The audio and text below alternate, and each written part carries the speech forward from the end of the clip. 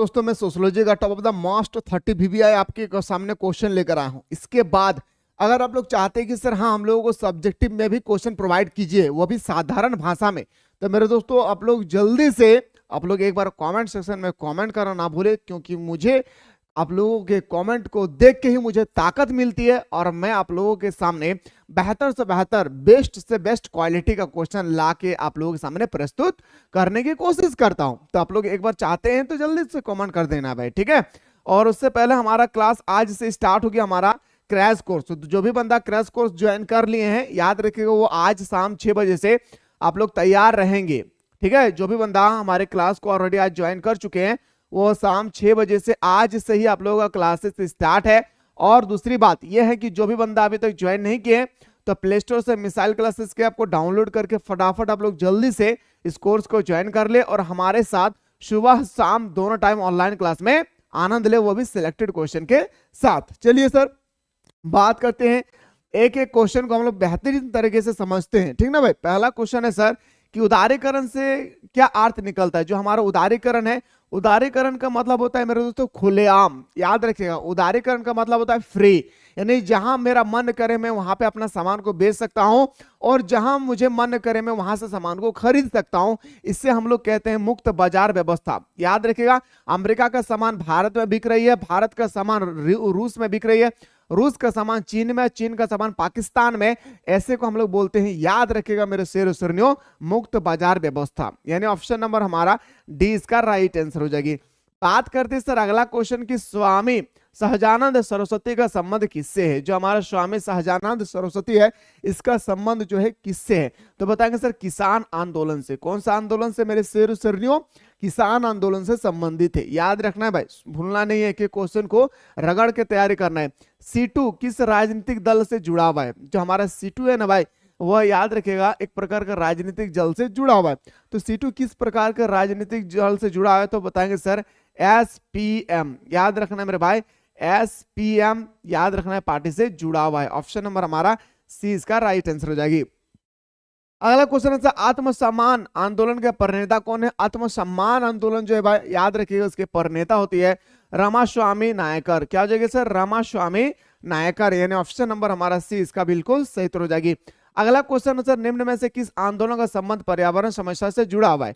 अच्छा, इसमें से कौन से आंदोलन है जो पर्यावरण समस्या से जुड़ा हुआ है, तो बताएंगे सर याद रखिएगा हमारा चिपको आंदोलन। चिपको आंदोलन के जो हमारा संबंध है भाई वो कहां से है, तो याद रखिए खंड। याद रखना मेरे भाई, कहां पे बताएंगे सर, उत्तराखंड। कहां मेरे शेर सरनियों, उत्तराखंड से संबंधित है। याद रखना मेरे भाई बहुत इंपॉर्टेंट है, इसका जो प्रणेता है सुंदरलाल बहुगुणा है। याद रखना है सुंदरलाल बहुगुणा है, भूलना नहीं है भाई, ठीक ना। अगर आपसे पूछा जाएगा चिपको आंदोलन के प्रणेता कौन है, तो बताएंगे सर सुंदरलाल बहुगुणा, ठीक है। चलिए बात करते हैं सर अगला क्वेश्चन पे। क्वेश्चन नंबर नेक्स्ट है सर भारत में जनाधिक्य का क्या मूल्य कारण है। अच्छा मेरे भाई, अगर मैं आप लोगों से क्वेश्चन पूछूं कि भारत में जनाधिक्य का मूल कारण क्या, तो आप क्या बताएंगे सर, सामाजिक संस्कृति के कारण, सामाजिक और संस्कृति के कारण। ऑप्शन नंबर हमारा क्या हो जाएगा सर, सी इसका राइट आंसर हो जाएगी। अगला क्वेश्चन है सर भारत में नारीवादी आंदोलन के पुरोधा के रूप में किसकी पहचान है भाई। नारीवादी याद रखिएगा, नारी शक्ति होती है ना भाई, नारी शक्ति जिंदाबाद, तो वो हमारा सरोजिनी नायडू। किसके माध्यम से मेरे भाई, सरोजिनी नायडू। और सरोजिनी नायडू को मेरे भाई याद रखिएगा भारत का कोकिला कहा गया था, भारत का कोकिला। याद रखना में कोकिला, याद रखना मेरे भाई। अगर आपसे पूछा जाएगा क्वेश्चन कि भारत का कोकिला किसे कहा जाता है, तो बताएंगे सरोजिनी नायडू को। किसने कहा था, याद रखना मेरे दोस्तों, महात्मा, याद रखें महात्मा गांधी ने कहा था भारत का कोकिला। याद रखना मेरे भाई। अगर आपसे पूछा जाएगा कि भारत का कोकिला किसे कहा जाता है, तो चिल्ला चिल्ला के बताना है मेरे दोस्तों कि भारत का कोकिला हम लोग किसे कहते हैं, तो बताएंगे सर भारत का कोकिला हम लोग बोलते हैं सरोजिनी नायडू को, यह महात्मा गांधी ने कहा था। अगला प्रश्न पे आते हैं सर कि छुआछूत को संविधान के किस अनुच्छेद के अंतर्गत प्रतिबंधित किया गया है। छुआछूत को हम लोग बोलते हैं मेरे भाई अस्पृश्यता, इंग्लिश में इसको बोलते हैं अनटचबिलिटी। इसको ध्यान रखिएगा, इंग्लिश में क्या बोलते हैं भाई, अनटचबिलिटी, इसको ख्याल रखिएगा।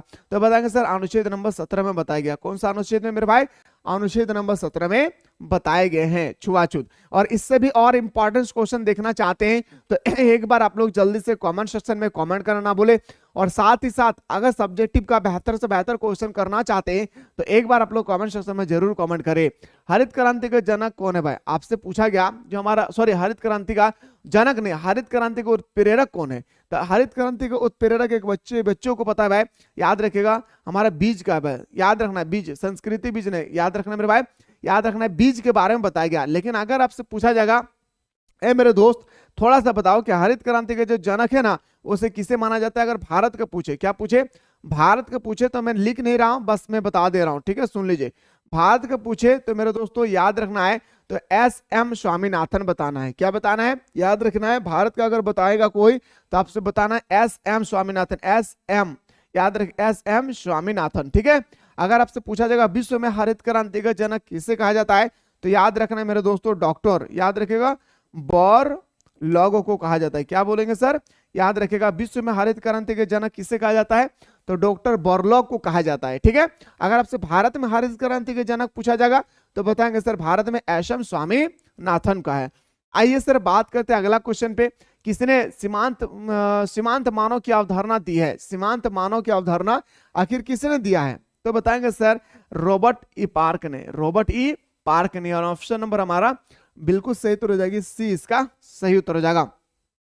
अगला क्वेश्चन है सर पश्चिमीकरण की अवधारणा किसके द्वारा दी गई है? जो पश्चिमीकरण की अवधारणा है भाई ये दिया गया था हमारा श्रीनिवासन द्वारा। और ये क्वेश्चन था आपको 2025 के एग्जाम में हर हाल में छपेगी, इसको याद रखिएगा। 2025 के एग्जाम में आपको हर हाल में ये क्वेश्चन आपको देखने को मिलेंगे, इस बात को ख्याल रखिएगा, ठीक है।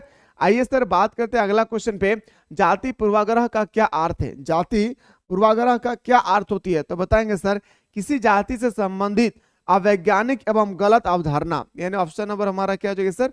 इसका राइट आंसर हो जाएगा हमारा डी, इसका सही उत्तर हो जाएगी। अगला क्वेश्चन के अगर लौट कर चलते हैं तो निम्न में से कौन सा परिवार की विशेषता है? आपको बताना है मेरे भाई जो है परिवार की क्या क्वालिटी होती है। तो परिवार की जो विशेषता होती है ना भाई वह सार्वभौमिकता होती है, भावनात्मक आधार पर होती है, सीमित आकार होती है। इन्हें मैं बोल सकता हूं सर ऑप्शन नंबर हमारा बिल्कुल सही उत्तर हो जाएगी, D is the right answer. बात करते हैं सर अगला क्वेश्चन पे, क्वेश्चन नंबर हमारा नेक्स्ट है कि बहुपति विवाह किस जनजाति में पाया जाता है? अगर मैं बात करूं बहुपति विवाह, और ये क्वेश्चन आपके 2025 के एग्जाम में कोई क्वेश्चन छपे या ना छपे मेरे शेर सरनियों, ये क्वेश्चन आपके एग्जाम में हर हाल में छपेगी, इसको ध्यान से देखिएगा। बहुपति विवाह जो है ना भाई ये टोंडा जनजाति में पाया जाता है। कौन से जनजाति में? टोंडा जनजाति में पाया जाता है। कौन से जनजाति में भाई? तो बताएंगे सर टोंडा जनजाति में देखने को मिलता है। आइए सर बात करते हैं अगला कि राष्ट्रवाद का अर्थ क्या है? तो राष्ट्रवाद का अर्थ होता है मेरे तो जो अपने राष्ट्र के प्रति प्रेम रखते हैं, जो अपने राष्ट्र के प्रति याद रखिएगा स्नेह रखते हैं, अपने राष्ट्र से जो प्यार करते हैं। लेकिन मेरे दोस्तों यहाँ पे एक भी ऑप्शन सही नहीं है, इसलिए मेरे भाई क्या हो जाएगी इनमें से कोई नहीं। ऑप्शन नंबर डी इसका सही उत्तर हो जाएगी। चाचा नातेदारी के किस श्रेणी में आता है? याद रखिएगा मेरे भाई जो हमारा चाचा है ना भाई वो कौन सा नातेदारी के अंतर्गत आती है? तो चाचा को बताएंगे सर द्वितीय नातेदारी। क्या बताएंगे मेरे भाई? याद रखिएगा चाचा को हम लोग चाचा चाची काका काकी को हम लोग रखेंगे द्वितीय नातेदारी में। एक नातेदारी में कौन शामिल होगा भाई? जैसे मैं हो गया, मेरा भाई हो गया, मेरा बहन हो गई, ये सबको रखेंगे हम लोग एक नातेदारी में, ठीक है।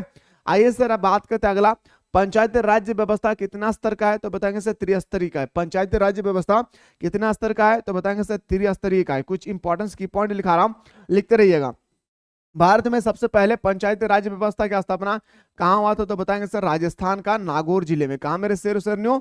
राजस्थान का नागौर, याद रखिएगा जिले में। कहाँ हुआ था? तो राजस्थान के नागौर जिला में, ठीक है। कब हुआ था? तो बताएंगे सर 2 अक्टूबर, पूरा डेट याद रखिएगा 1959 को, याद रखना है, भूलना नहीं है भाई, ठीक है। अगर आपसे पूछा जाएगा मेरे भाई कि इसका जो कौन सी समिति के तहत कौन सा समिति के तहत जो है इसके उद्घाटन हुआ थी? तो बलवंत राय मेहता समिति, बलवंत याद रखिएगा राय मेहता समिति, मेहता याद रखिए, बलवंत राय मेहता समिति के द्वारा इसकी गठन हुई थी, याद रखना भाई, भूलना नहीं है। इसकी स्थापना कब होती है? तो बताएंगे सर 2 अक्टूबर 1959 को होती है राजस्थान के नागौर जिले में। इसकी समिति कौन समिति के द्वारा? तो बलवंत राय मेहता समिति के द्वारा ये जो व्यवस्था किया गया था वो कितने स्तरीय थे? तो त्रिस्तरीय थे। याद रखिए त्रिस्तरीय थे, ठीक है, स्तरीय याद रखना, तृतीय स्तरीय थे, इतना कुछ याद रखना है भाई इस क्वेश्चन से। बात करते हैं अगला क्वेश्चन पे। अगला क्वेश्चन आइए सर कि संस्कृतिकरण की अवधारणा किसने विकसित की है? जो संस्कृतिकरण की अवधारणा है ये किसने विकसित किया था? तो याद रखें एम.एन. श्रीनिवास। ऑप्शन नंबर हमारा 20 का राइट आंसर हो जाएगा। मुंडा विद्रोह का नेतृत्व किसने किया था? आपसे यहाँ पे पूछा गया जो हमारा मुंडा विद्रोह है ना भाई, इसका नेतृत्व जो है किसने किया था? तो मुंडा विद्रोह का नेतृत्व करने वाले व्यक्ति का नाम था बिरसा मुंडा। याद रखिए मेरे भाई, बिरसा मुंडा। ठीक है ना भाई। अगला क्वेश्चन पे आते हैं। अच्छा, एक क्वेश्चन यहाँ पे और याद रखिएगा, जो हमारा सिद्धू और कान्हू है, दोनों भाई ने मिलकर एक आंदोलन किया था जिसका नाम था हमारा संथाल विद्रोह। याद रखना है मेरे भाई, संथाल विद्रोह कब होती है? तो 1855 को। इसको भी ख्याल रखना है, क्वेश्चन कहीं से भी पूछा जा सकता है लेकिन छोड़कर नहीं आना भाई। पंचायती समिति का अध्यक्ष कौन होता है? जो पंचायती समिति का जो अध्यक्ष होते हैं ना वो कौन होता है? तो बताएंगे सर वो हमारा प्रमुख होता है। ऑप्शन नंबर हमारा बी हमारा सही उत्तर हो जाएगी। बात करते हैं सर अगला, चिपको आंदोलन संबंधित है किससे? वृक्षों की रक्षा के लिए चिपको आंदोलन संबंधित है। याद रखना भाई, ऑप्शन नंबर हमारा बिल्कुल सही उत्तर हो जाएगी, ए इज द राइट आंसर हो जाएगा। बात करते हैं सर अगला क्वेश्चन पे। क्वेश्चन नंबर हमारा 22 है, किसने कहा नगरीयता एक जीवन पद्धति है? और हाँ, इससे भी बेटर तरीके से अगर फाइनल एग्जाम में अगर आप लोग तैयारी करना चाहते हैं तो मेरे दोस्तों अभी डाउनलोड करें मिसाइल क्लासेस के ऐप को। डाउनलोड करने के बाद जो आप लोगों का क्रैश कोर्स यहाँ पे दिया गया है उस क्रैश कोर्स को आप लोग ज्वाइन कीजिए और हमारे साथ प्रतिदिन आप लोग जुड़े रहिए जबरदस्त तरीके से। यहाँ पे मेरे दोस्तों आप लोगों को सुबह शाम दोनों टाइम सिलेक्टेड क्वेश्चन के साथ संभावित प्रश्नों के साथ तैयारी कराई जा रही है। इस तैयारी के माध्यम से मेरे दोस्तों आपके मार्क्स इतने आएगी कि अभी आप सोच भी नहीं सकते हैं, क्योंकि यहाँ पे आप लोगों का सिर्फ और सिर्फ संभावित प्रश्न कराया जा रहा है, मॉडल पेपर कराया जा रही है और उसके बाद PYQ करवाया जा रहा है। इतना सारा कॉन्टेंट आप लोगों को प्रोवाइड किया जा रहा है। किसने कहा नागरिकता का एक जीवन पद्धति है भाई? तो क्वेश्चन नंबर 22 का हमारा राइट आंसर हो जाएगी विर्थ। किसने भाई? विर्थ हमारा सही उत्तर हो जाएगा।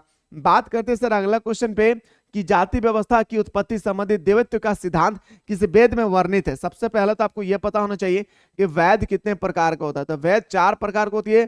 सबसे पुराना वेद की अगर मैं बात करूं, सबसे पुराना वेद हो जाएगा हमारा ऋग्वेद। याद रखिएगा, सबसे पुराना 4 वेद होती है, ऋग्वेद, अथर्ववेद, सामवेद, यजुर्वेद। ठीक है, तो 4 वेद में सबसे पुराना वेद हमारा ऋग्वेद होगी। आपसे पूछा गया जाति व्यवस्था की उत्पत्ति संबंधित देवत्व सिद्धांत किस वेद में जो है ना वर्णित किया गया? तो बताएंगे सर हमारा सामवेद में। कहा मेरे शेर शरणियों? सामवेद में। ठीक है, चलिए, निम्न में से कौन सा भारतीय जनजाति के लिए अलगाव की नीति वकालत की है? तो 25 को जो हमारा सही उत्तर होना चाहिए मेरे भाई, याद रखना है कि एल्विन ने। किसने भाई? याद रखना एल्विन ने। बात करते हैं अगला क्वेश्चन पे। आइए, अगला क्वेश्चन है सर समाज शास्त्र का जनक किसे कहा जाता है? यानी फादर ऑफ सोशियोलॉजी। यानी हम सभी को पता है कि इतिहास का पिता हेरोडोटस, भूगोल का पिता एरिस्टोस्थेनीज है या नहीं भाई? जियो हमारा, उसके बाद सॉरी हमारा आता है बायोलॉजी के पिता अरस्तु। इसी तरह से हमारा समाजशास्त्र के पिता कौन हो जाएगी? तो अगस्ट कॉम्टे। याद रखना पूरा नाम अगस्ट कॉम्टे। आइए सर बात करते हैं अगला क्वेश्चन पे। भारतीय राष्ट्रीय कांग्रेस की स्थापना किसने किया था? भारतीय राष्ट्रीय कांग्रेस की स्थापना सबसे पहले याद रखिएगा कब हुआ था? पूरा डेट याद रखिएगा, 28 दिसंबर 1885 को। पूरा डेट याद रखिएगा मेरे भाई, ठीक ना?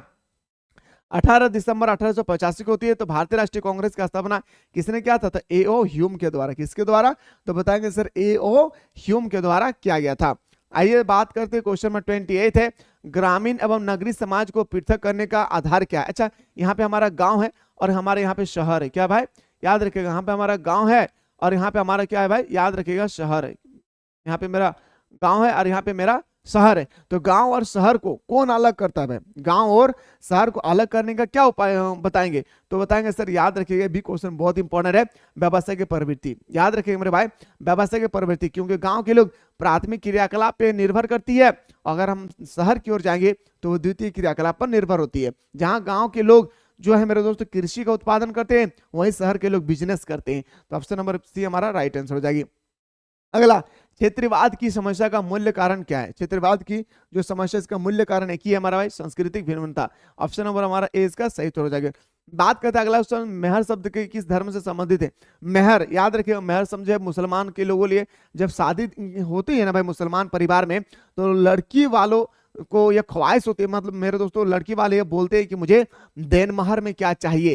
ठीक है, जो मुस्लिम लोग हैं उनको अच्छी तरह से पता होगा इस सब के बारे में, आई हैव नॉट आइडिया।